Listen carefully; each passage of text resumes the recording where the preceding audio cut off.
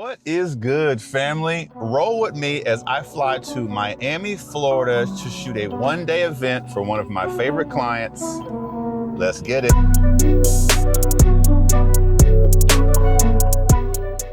All right, so I am currently headed to the airport right now to shoot an 8-hour event for one of my clients in Miami, Florida. Now, to give you a little bit of background about this client, they actually have more than 30 events per year around the planet, funny enough, but they have hired me to shoot their North American events. So I am shooting typically New York, Miami, Chicago, Seattle, Toronto, Vancouver, and there's one more, and then Los Angeles. So typically I shoot about 6 or 7 events for them throughout the year. And so for this event, y'all, it's gonna be in and out. I'm actually flying into Miami right now. The event starts tomorrow morning and then it ends at about 4 p.m. and I have a 7 p.m. flight headed back home, and I land here in Houston at about 8:45 p.m., y'all. So y'all, this is, like I said, this is a quick in and out. So before we get into the content, I wanna give you 2 travel tips. Number 1, never fly in on the day of your event. But number 2, when you fly in the day before, never take the last flight out. Because if weather happens, if life happens, if your flight gets delayed, if your flight gets canceled, you do not want to have somebody drop a corporate bag on you for you to email them at 7 or 8 p.m.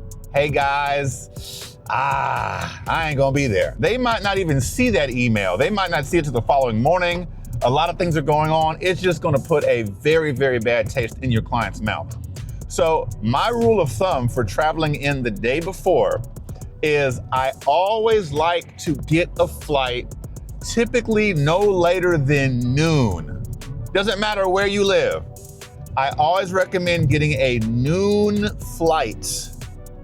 And then even if you have a layover, you should make it to your destination no later than 4 or 5 p.m. That way, once you land, you can go straight to your hotel or Airbnb, check in, not have to rush, and more specifically, not have to just get in there and go straight to sleep. You have time to kind of rest, maybe get some editing done, get some food, decompress, and not have to just be, running and gunning from start to finish. Trust me, it makes a difference. So, with that being said, y'all, let's get into it. I'll see you guys at the airport. All right, y'all, we back at the airport. Another day, another corporate bag. We got our 2 roller bags. We are locked in. Let's get it. Of course, guys, right now we're on the jet bridge heading to our flight. And here I am, just getting on another flight with my roller bag.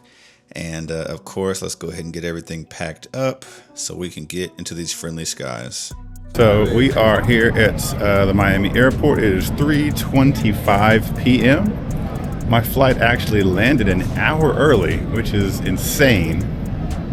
So right now I am walking to baggage claim. Now, one thing I also wanted to talk about was when to book Ubers versus when to get a rental car. Right now I'm going to catch an Uber from here to my hotel. And honestly, I will find whatever is walkable. I haven't really checked as far as restaurants are concerned, but whatever is walkable, that's what I'll be eating. And then tomorrow I'll catch an Uber. The event is literally 7-minute drive away. Let me double check that. I know it's less than 10, but I believe it's actually 7. And then once the event's over at 4, I am catching an Uber straight back to the airport, and I will probably have dinner, an early dinner here at the airport. So literally 3 Ubers. So in this particular case, getting a rental car would not make any sense.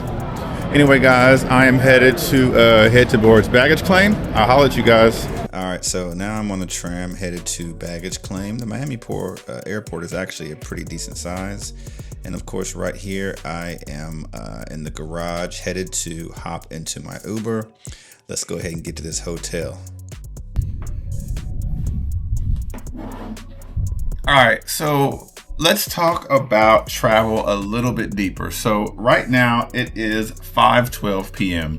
I'm here at my hotel in downtown Miami, and like I said before, because I was able to get here so early, I am able to actually set up. I'm actually editing a video project right now, and once I'm done with this, I'll be able to casually walk around in the neighboring areas, get some food without having to rush or feel like I don't have a lot of time. And one thing I will tell you that is, as you start to travel for these corporate photo and video gigs, time management becomes very, very important. Where you fly, if you have a layover, how many bags you bring, how far, how long does it take to get from the airport to your hotel? How far is it from the hotel to the venue? What time do you in? What time do you fly home? It all has to deal with time. And so I'm excited to just be able to spend the rest of the day comfortably being able to edit without feeling rushed. And that is going to translate into a great night of rest. And then that's going to further translate into mental clarity for tomorrow. Now, tomorrow is photo only. I'll be shooting from 8 a.m. until about 4:30 p.m. And for this particular client, what they're looking for is they want at least 10 to 15 images of each speaker. And then as far as the vendors are concerned, they want at least 5 to 10 photos of each vendor. And they've been very specific about that. So with this particular client, although there isn't a shot list, I do have to be very aware of how many shots I'm taking of each speaker and of course the vendors as well. But other than that, this is going to be a bread and butter type of event. And like I said, if you have halfway decent skills at photography, or if you have transitioned from the wedding side of things over here, man, this is the type of event that you can have in your back pocket and keep those books growing throughout the years. All right. So I'm going to enjoy the rest of the day. I'm going to grab me some dinner later, and I'll see you guys bright and early at 8 a.m. Let's get into it. All right, y'all. So it is day one, bright and early, and I actually discovered that my event didn't start until 8:30, so I was able to get an extra 30 minutes of sleep, which was incredible. But of course, we're going to start out with the details. Let's go ahead and grab the banner that they bring to all of their events. For some reason, I just typically prefer a lower angle for shots like this, but of course, it's always personal preference. Next, of course, we got to get registration, okay? So I decided to choose this angle through these plans to get a few registration shots. Like I said in my last video when I was in Philadelphia, whether there's 2 people in line or 100, you still are getting hired to make sure that you capture registration. So as long as you can get somebody, scanning their registration code, as long as you can get somebody being handed their badge, that's really what they want to see. If there's a lot of people in line, you can get a wide shot. That's always a plus. But obviously, they know whether or not there was a lot of people there. So don't feel like you're missing out if, there isn't just a game-changing registration shot. It doesn't always work out like that. Now over here, I slide over here to just get a few shots of the lanyard rack, which is pretty common at a lot of events like this. And then we slide and transition over to the registration area. As you'll notice right here, I am not using any flash. This is all natural light. We have this beautiful light coming in from the right, and that's more than enough to illuminate our subjects without having to use flash. So right now, I'm just going to walk around and get a lay of the land. Right now, there's not too many people right here. So of course, you can just sneak in any random candidates that you may find. That's always a plus. This particular event has an interesting layout where one side of the room is the vendor hall, and then on the other side of the separation wall, there's the actual event itself. This event varies in size, but I believe here was about 120 people. And so right now you can start to kind of decide where your spots are going to be. This is always going to be a great spot right here. It's out of the way, but it's still close enough to the stage to get a decent shot. Or of course you can choose to sit at the back of the room in the center, but whatever works for you. But definitely, if you have a chance, make sure you walk around and decide where your spots are going to be. And of course, as you practice more, you'll learn what spots you like to shoot from. Of course, we're getting detailed shots of the program. Like I said in one of my previous videos, man, I don't care if it's a white piece of paper on that seat. You shoot that piece of paper. You never know what it could be for or why it's there. And you do not want your client saying, hey, you know those hundreds of sheets of paper that were on all those seats, did you capture that? And you're like, no. I don't care if it feels like it's not important. Just shoot it. It takes an extra 5 seconds. So here I actually ended up coming back to registration just to check and see if there was anybody else over here. And there were. So I just got to work and getting a few extra shots of people that I thought could be helpful and useful for the portfolio. And I definitely ended up getting some shots that I think that the client will be happy with. And we're still rocking and rolling, y'all. It's a little bit dark in this room.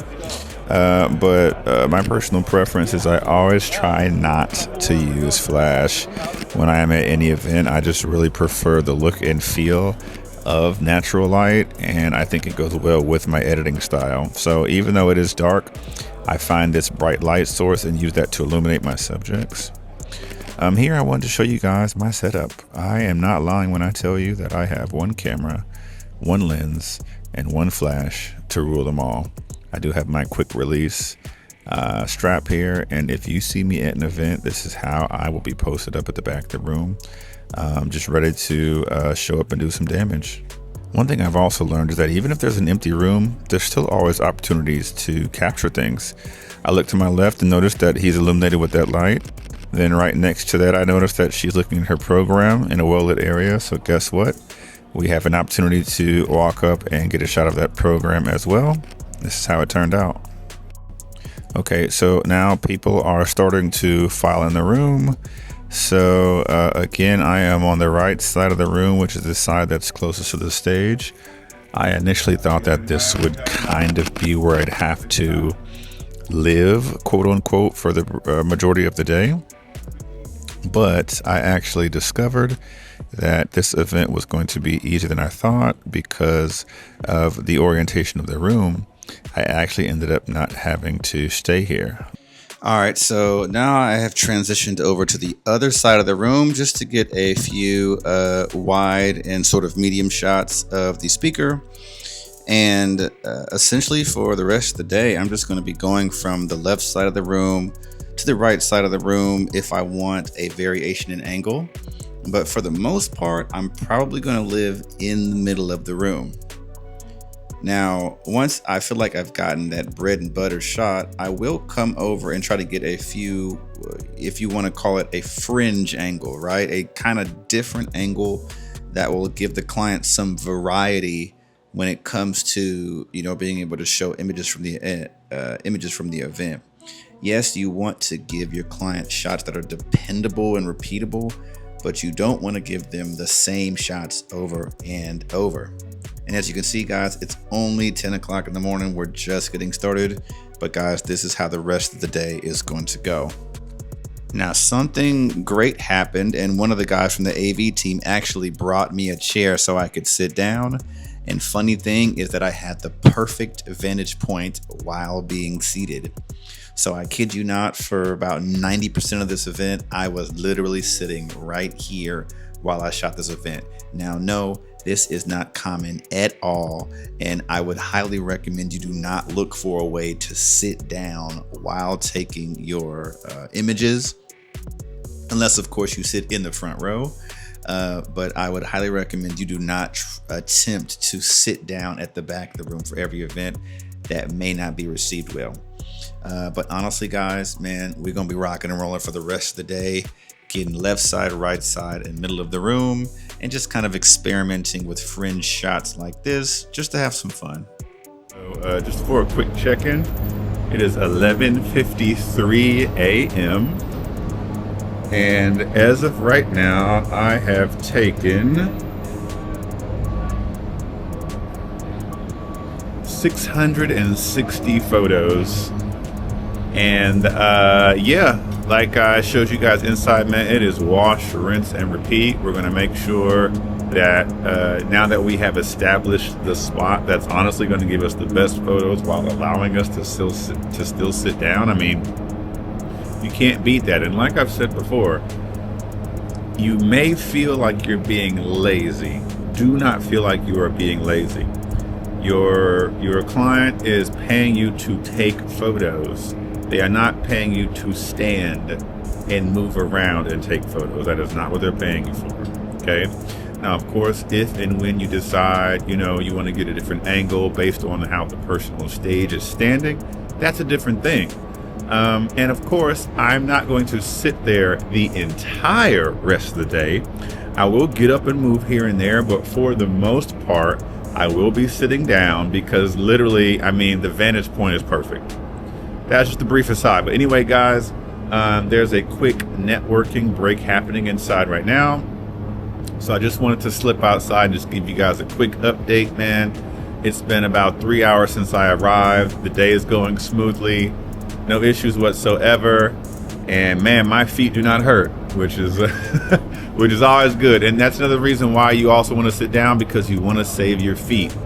What I've discovered is that even with the best shoes, the best socks, for me personally, once I hit about the 5 to 6 hour mark, man, my feet are hurting regardless. And so if I can take, 10 minutes here sitting down, 5 minutes there sitting down, listen, it makes a big difference. So make sure when you are shooting these events, that, man, if you can, take some time and sit down. Do not feel guilty. As long as you are getting the shots your client has paid you to get, do not feel guilty about taking some time to rest your feet. What may happen is your client may see you sitting down a lot, and they may feel inclined to come ask you, hey, did you get that shot? You already got that. Did you get it? Yeah, I already got that. Then they say, oh, okay, my bad. Do your thing, right? But if they come over to you and say, hey, did you get that? You're like, oh, no, I forgot that. Hey, did you get this? Oops, nope, didn't get that.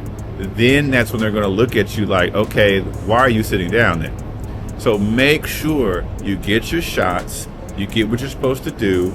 Then when you sit down, if they decide to approach you, you be like, yeah, I got that already. And you can say it so nonchalantly to where they understand, like, I do this.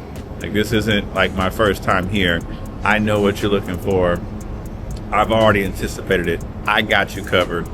Anything else you need? All right, I'm gonna chill here. But I assure you, when the time comes, I'm gonna get up and execute for you. Don't even worry. Make sure you reassure your clients like that, and you should be good to go. All right. Anyway, guys, I'm about to get back in here. I'll catch you guys a little bit later. All right, y'all. So now we're going to get the infamous group shot on stage. This is something that's very common when you're going to be getting shots of people getting awards or mementos or trophies of some sort. I always just have my flash pointed to the right and over my shoulder. Make sure you snap multiple pictures and you should be good to go. Now, guys, we're just locked in. Okay, bread and butter. I'm actually still seated in my position that I found to be perfect, and I'm just getting shots of the people as they present whatever information they're doing on stage. Also, I'm going to slide over here on this side, and one thing I want to also mention is do not be afraid to go where you need to go to get a creative angle or a shot that you think your client will love. I don't say, can I go back here? I just go back there. Now, if I can't go back there, then they will always let you know. But they have been around photographers for years. They know that you're just going to step in and get your shot. They know that you're not trying to be invasive or take anything. So don't feel like you're intruding on the personal space of, the AV crew. If you need to get that shot, man, listen, this is what they're paying you for. Get the shot. Quick time check, y'all. It's already 3 o'clock. We are locked and loaded. It's go time.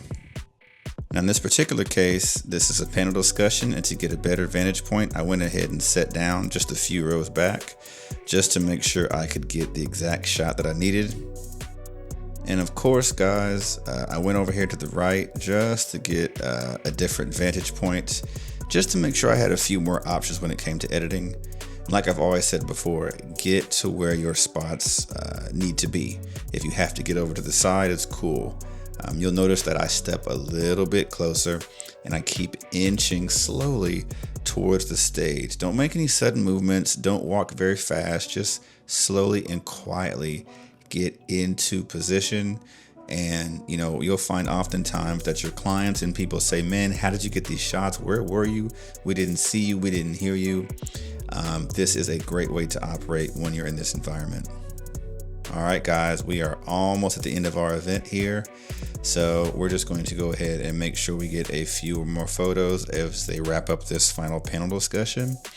And as soon as that's over, I have to get a few more shots of awards on stage and we are done. And as you can see here, guys, I'm actually shutting it down at 4:44 p.m. Let's go ahead and head to the airport. Now, before we head to the airport, the final image count is 1,945 images in about 8 hours. Man, this is a job well done. Let's get on out of here. And guys, Miami is a beautiful city. It's a great place to be. Oftentimes, though, as a married man with children, I find that what's better for me is actually getting back to my family. So typically, you won't find me staying in cities for 2 or 3 extra days. However, if you have that bandwidth, it's completely up to you.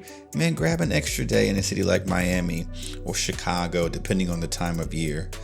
It really is up to you.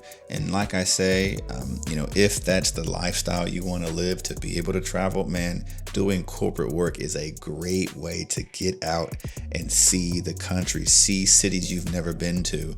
In the last couple of years, man, I've been to places in New Mexico. I've been to, Charlotte. I've been to Baltimore. I've been to a lot of places that I've never been before, simply because I'm skilled with my camera. So yeah, just take that into consideration, that this is actually a great opportunity. If you're looking to travel and see the world, man, this is it. And then last but not least, guys, we are pulling up to the airport right now, and it is time to check in for our flight. Now, one last thing I will say is that a great travel hack, man, is getting TSA pre-check. As you can see right here, this is actually the TSA pre-check line. Now, although it does look quite long, let me tell you, I was able to get through this line in about 15 minutes because, again, with TSA pre-check, you're not taking out your laptops. You're not taking your shoes off. You're not doing all those extra security measures that they have you go through when you're in the regular TSA line. So with TSA pre-check, man, I don't think I've ever been in the TSA line more than 20 minutes. On average, I'm usually through TSA in 10 minutes or less. And even though this looks like it's going to take a while, I assure you, I was through here in no time. And that's it, you guys. It is 5:48. I am through TSA, and I'm just exploring the airport before I hop on my plane and make it home.